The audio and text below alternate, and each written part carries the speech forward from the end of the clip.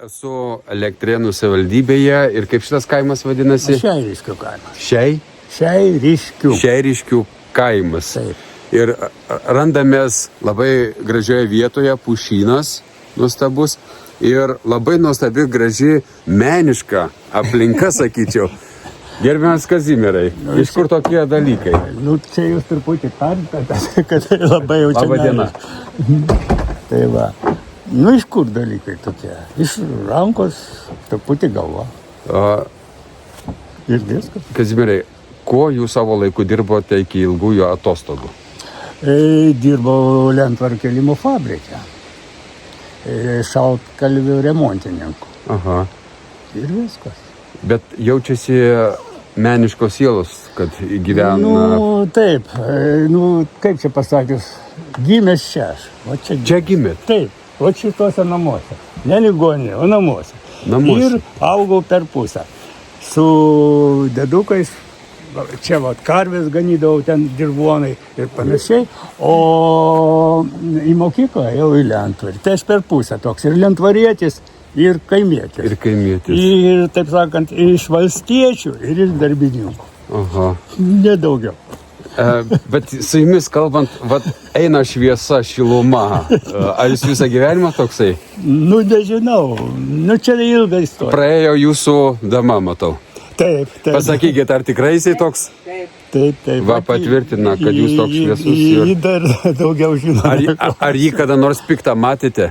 Ne. Niekados nematėt. Kaip pasisekė jums? Ko jūs vardu? Nepasisekė Nijolė. Nijolė. Fantastiška, turite vos ne šventą Kazimierą. Gerbiamas Kazimierai, tie meno kūriniai, kurie ant akmenukų yra ir su metalu susijungia ir taip rišasi viskas į vienas mazgas. Iš kur tokie sprendimai pas jūs atsiranda, gimsta, nes, reikia susigalvoti, bet iš kur tos idėjos, mintis? Truputį jausmo. Truputį tokio jausmo. Pavyzdžiui, kas dera prie akmens?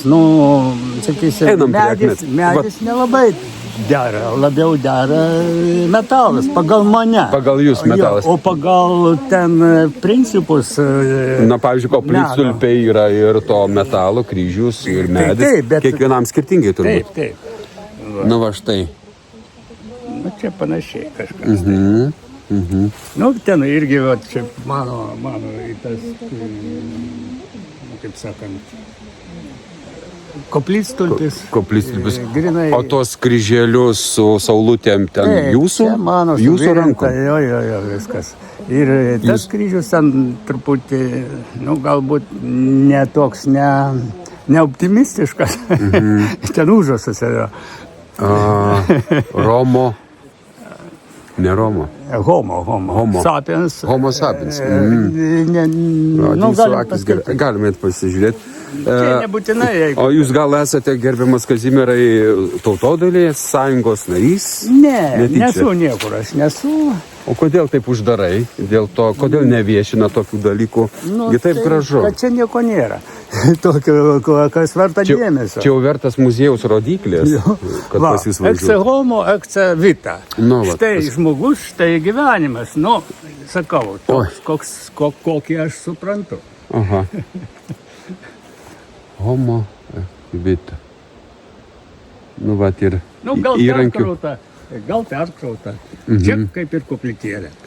Labai įspūdinga. Va štai saulutė, pačio Kazimiero daryta. Puikiai pritaikėt jūs šitos dalykus. Čia 92 metų. Aha. Bet, mielas Kazimierai, kažkaip net stoju su tais jausmais. Būnant šitoj teritorijai, taip jaučiasi tokia dvasinga, ypač vieta tokia. Kaip dabar man duoja sakyti aura. Aura. Arba, praktiškai man pačiam tai kaip ir įdvasinta. Ta vieta, kur aš būnu, aš įdvasinu savo, be abejo. Kitas gali nejaus svetimas. Bet kiek čia pas mane atvažiuoja, dar nebuvo nieko, jiem šią vietą patikdavo. Čia norėjo pirkti namą ten pas kaimyną. Jis iš Vilniaus. Jis čia pravažiuodavo dviračiu. Ir jis nežinojo čia dar nieko. Sako, aš kai į šitą vietą pravažiuoju, man kažkaip čia kitaip. Rezonuojasi kažkas. Rezonuoja, jo. Ir jis ten norėjo namą pirkti netoli va ten, už kalno, kaimynas. Tai va, bet jam nepasisekė. Nepasisekė dėl ko? Nu, nesusitarė matyti dėl pinigų. Kainos. Taip. Taip ir liko nenupirktas. Dar aš turiu parkelį ten tokį dar. Žinokite, dabar jau prisišnekėti ir veskite. Veskit. Aš mielas Kazimierai, norėjau paklausti jūsų. Aš įtariu, kad jūs esate laimingas žmogus. Ar teisingai įtariu, ar ne? Ar šiek tiek klystu? Nu, galbūt tokia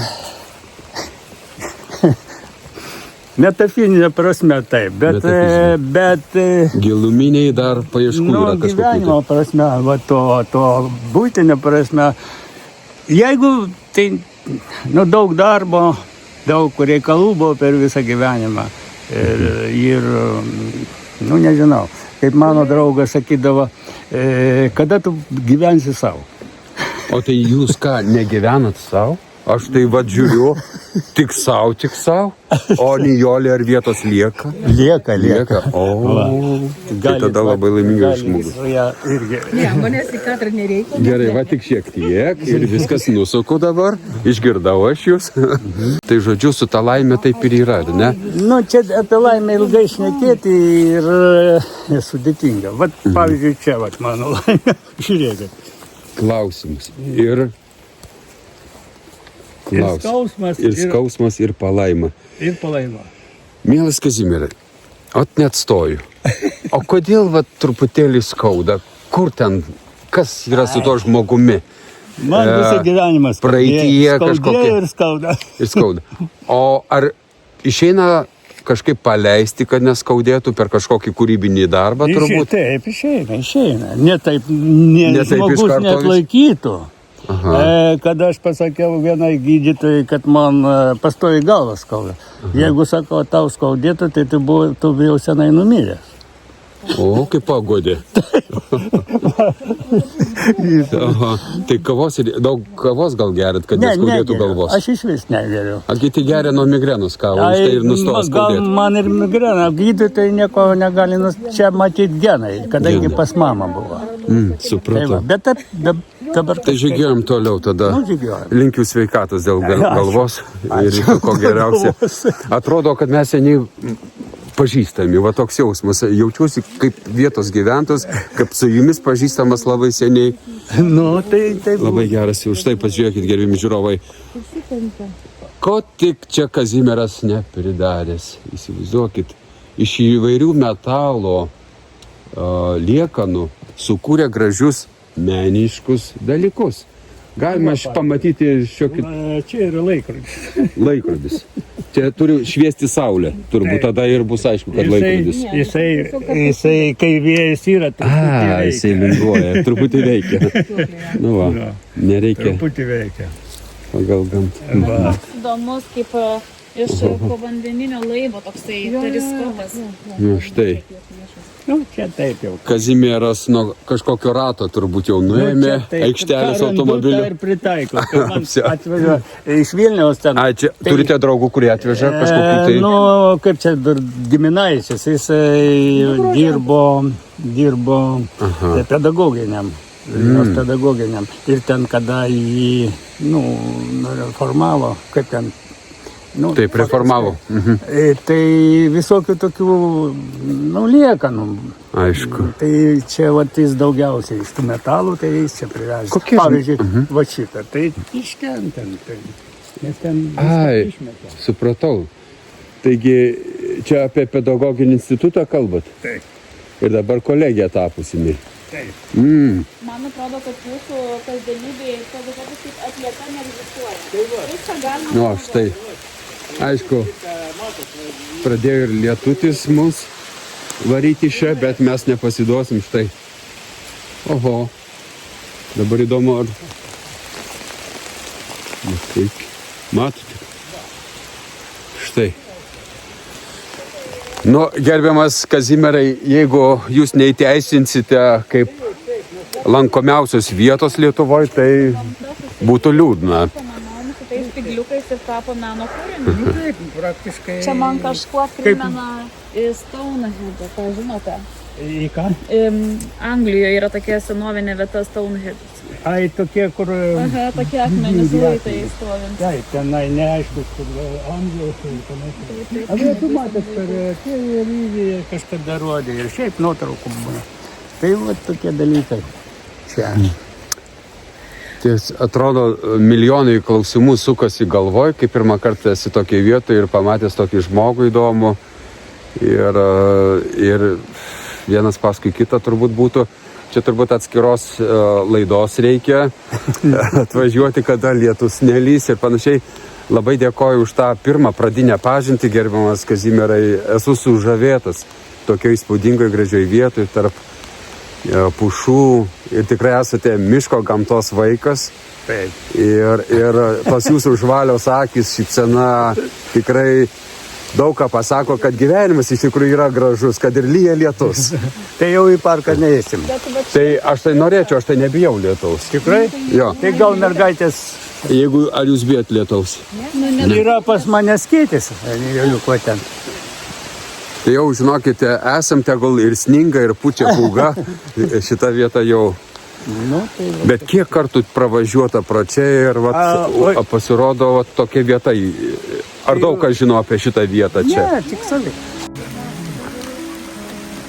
Štai mes dabar žygiuojame į Kazimiero parką. Jisai turi pavadinimą ar ne parkas?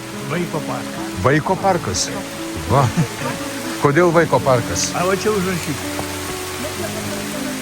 Nu, tikrai, paskaityti galima.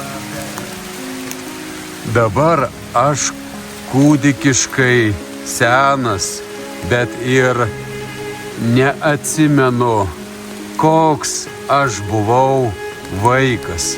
Vaiko parkas. Kaip nuostabiai parašyta. Iš kur tokie žodžiai gimė? Kodėl vaiko parkas? Tai valdot reiškia plunksną. Truputį, tad mėgėjiškai, grinai mėgėjiškai.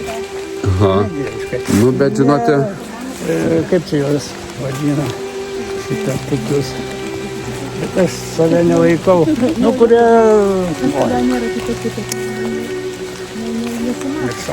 Kazimierai, o jūs eilėraščius rašot, prozą ar poemą, ką daugiau rašot, ar novelės? Ne, tik eilėraštis. Eilėraštis. Mėgėjiškus, mėgėjiškus. Nu, ar kokį mintinai žinot eilėraštį mėgstamiausią, mylimiausią? Nežinau. Yra pas mane, vat, sakiau, šitas. Aš kartais įkeliu, bet, nu, kadangi jie ten skaitau. Gerbiamas Kazimierai, ar galėčiau pasiprašyti save pas jūs į draugus, į socialinį tinklą? Tai prašom. Ačiū. Prašom. Va, kai sėsi į automobilį ir iškart padarysi. Parodysiu savo. Taip atrodo. Reiškia, taip. O, mano prošas. O, supratau, labai išmiškingas veidas. Labai gerai. Kažkada aš mokiausi mokykloje nu, tais laikais.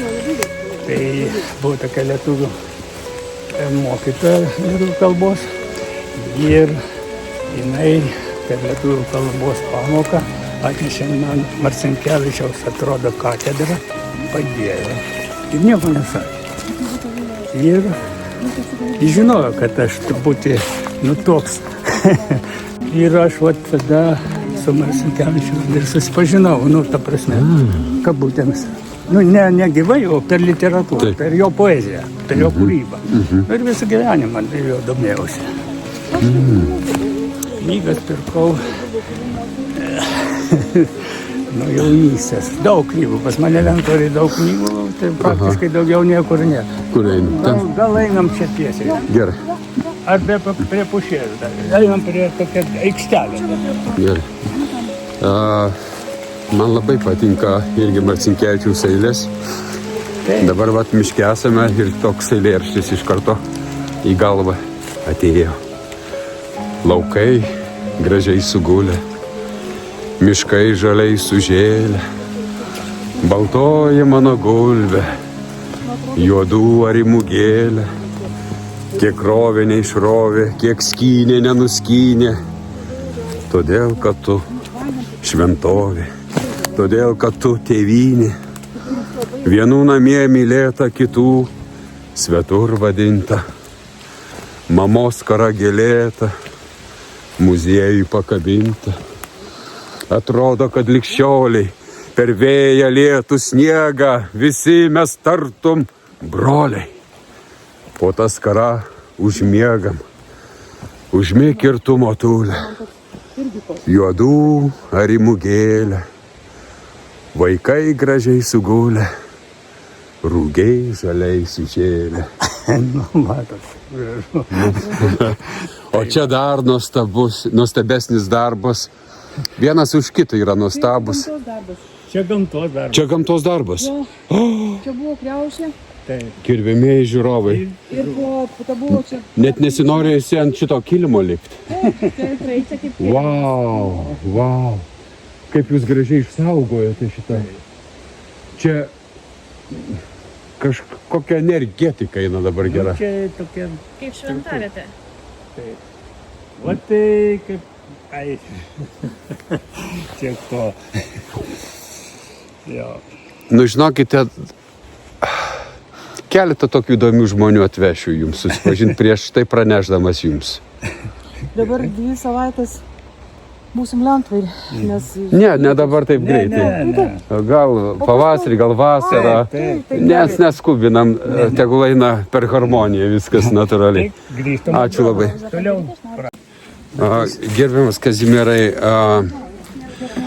apie ką yra eilėraščiai, kuriuos jūs rašote? Kokia tematika dažniausiai? Nu, kaip čia, kažkada kažkas pavadino, kad jie kaip ir iš širdies, arba, nu, būtent, kad rašau širdimi.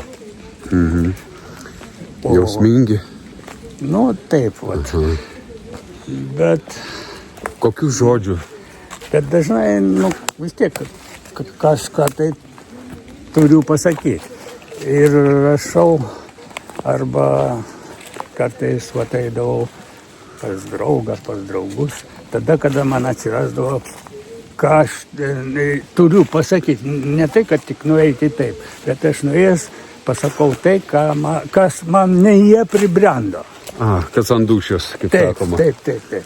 Nu ir ne tik ant dūšios, ten ir, sakysim, Susikaupia kokios tai mintis. taip, ir apie gyvenimą, galų galę ten yra apie politiką. O ne šitaip. Nu, toks mėgėjas. Nesvarbu, gal mėgės ar ne, bet vis tiek svarbu, kad Nu, kai buvo seniau, kai sakydavo, papolitikavom virtuvėje. vyrų kalbos virtuvėje. Virtuvėje, taip. Aha. Taip. O šiaip kaip žiūrite į pačią apskritai politiką? Nebūtinai ar anksčiau, ar dabar, tiesiog apskritai. Oi, geriau nežiūrėti. Labai puikus atsakymas. 10 balų. Geriau neminėti.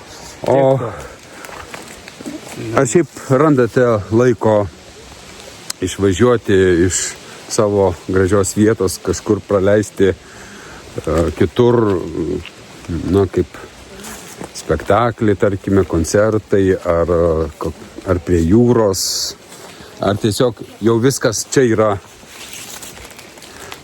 jaugia ir toli nesitraukit? Šiaip tai aš jaunystėje dar kažkur tai grįžęs iš armijos, tai nusipirkau javą. Java tai motociklas, kas Taip, nežinote. motociklas. Dabartiniai kartais sako, kurie Jis dar žiūri. veikiantis, nors jis 59 metų. O, tai čia tą kelias miško gal pasivažinėt kartais? Ne. Tai važinėdavau po Lietuvą būtinai per atostogas. Nu, ir artimai per Latvijos kraštą, per Belarusijos kraštą. O dabar tai dažniausiai beveik kas vasarą į Palangą važiuodavom. Nu, ten vėlgi iš pedagoginio gaudavo namuką, ten yra namukai tokie. Šitą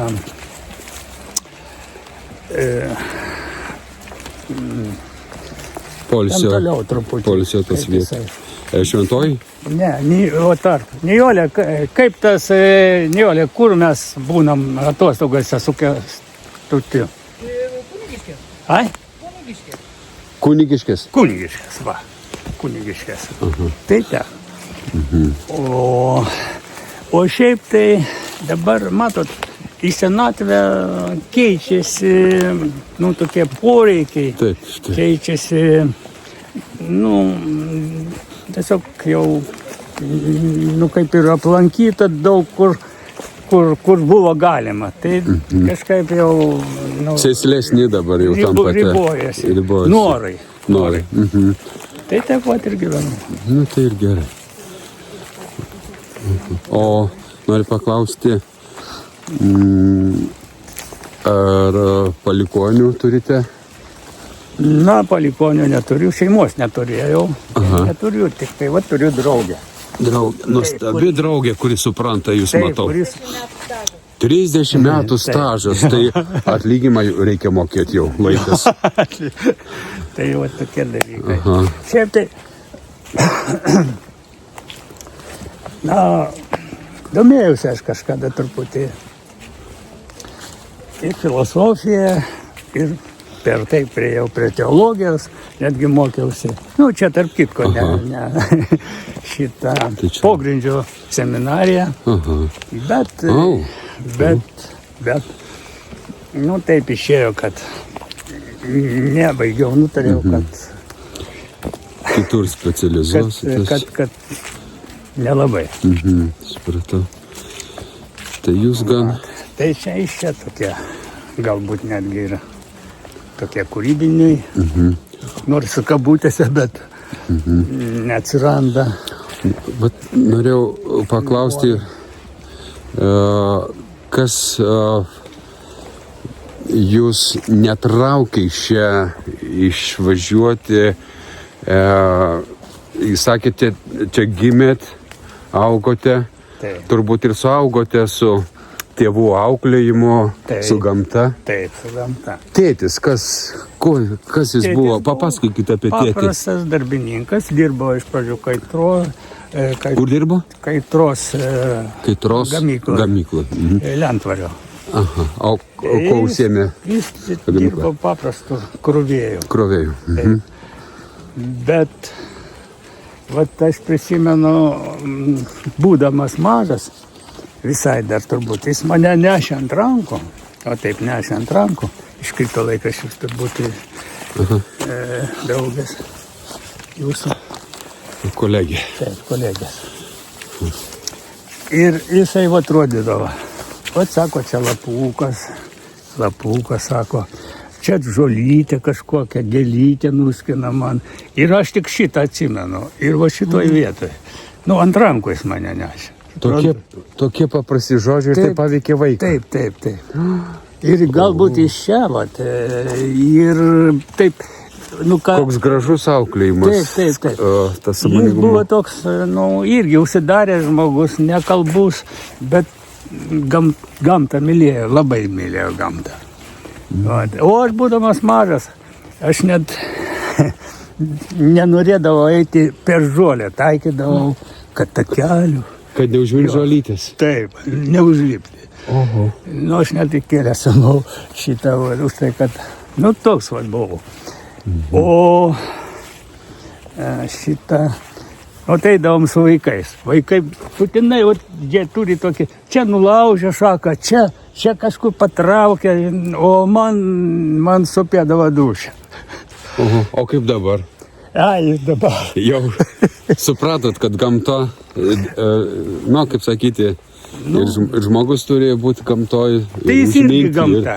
Žmogus irgi gamta, teisingai. Va, tik tai dabar yra žmogus, kurie perdė. Aš irgi buvau perdėtai į tą gamtą, nu, mylėjęs ir panašiai. Aš, nu, ją kaip ir stengiausi dvasinti, Bet paskui pajutau, kad visgi gamta abejinga žmogui.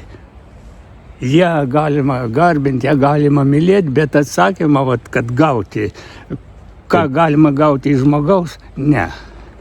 Ir aš tada truputį, jau perdėtas toks romantizmas buvo. Supratau. Nu, O paskui išsigryninot, kad išsigryninau. esate dalis gamtos irgi. Taip, aš dalis ir mes kaip ir vat, lygus, bet žmogus turi daugiau. Jisai turi dvasinių savybių. Dvasia turi. O, nors teigiama, kad ir medis turi. Jis galbūt ir turi, aš nieko prieš. Bet jo ta, sąmonė ar tenai dvasia ta, menkesnė, žymiai. Pagal žmogų menkesnė. Jo, jisgi gamtos karalius. Taip. Matote, štai ir egoizmas išlenda žmonių. Bet, jis įvardintas žmogus, įvardintas taip, kad jis yra gamtos karalius. Aukščiausia žmogus gali... kategorija. Ar gali? Taip. Taip, žmogus, matote, ką gali sukurti. Štai, ką jūs sukūrėte, medis nekuriantis yra. Jisai tik tai gal padeda nuo lietaus pasislėpti, nuo saulės karščio. Taip, kaip žmogus įsivaizduoja, be abejo. O tiesiog jo darbas yra augti turbūt ir... Jis auga irgi, tai pagal gamtos dėsnį. Pagal gamtos dėsnį tiesiog jis ir... Taip. Labai įdomus esate žmogus. O žiemą, kaip čia jūs užsninga, kaip čia jūs privažiuojate? Kaip dabar tokios žiemas buvo, tai netgi... Tai čia jums labai gerai. Be problemų. O žiema, man patinka visi metų laikai. Man lietus, nelietus, kiti, žmonės kartais važiuoja. Oi, saulė, tai vėl, saulė negerai, be karšta. Lietus lieja, vėl negerai. Man taip nėra. Žmogui vis negerai. Man gerai taip, kaip yra. Gerbiamas Kazimierai, baigėme šiandien, tik sakau, tą mūsų susipažimo kelionę. O, draugas. Draugas. Ir kuo tu vardu? Kuo tu vardu? Topsiukas. Oi, kokia tu žvaigždė dabar būsi. Taip. Baigiant šios akimirkos pokalbiams ir noriu paklausti, ką palinkėtumėte žiūrintiems šitą reportažą žmonėms, žiūrovams?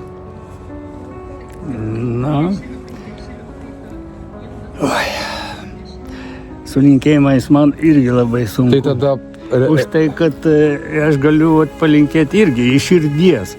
O kad iš širdies, tai reikia laukti, kaip tas ateina. Ir iškart aš galiu formaliai, aišku, laimės linkiu.